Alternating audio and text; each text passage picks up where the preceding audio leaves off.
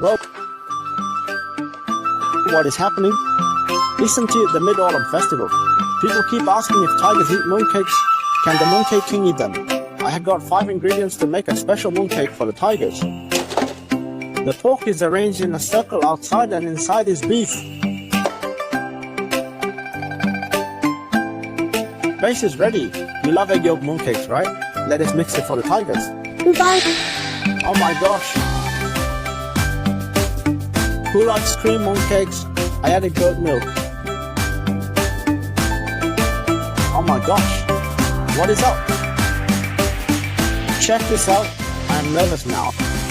The last ingredient is salmon, which I added for the tigers. Come on, eat up. This is really tasty.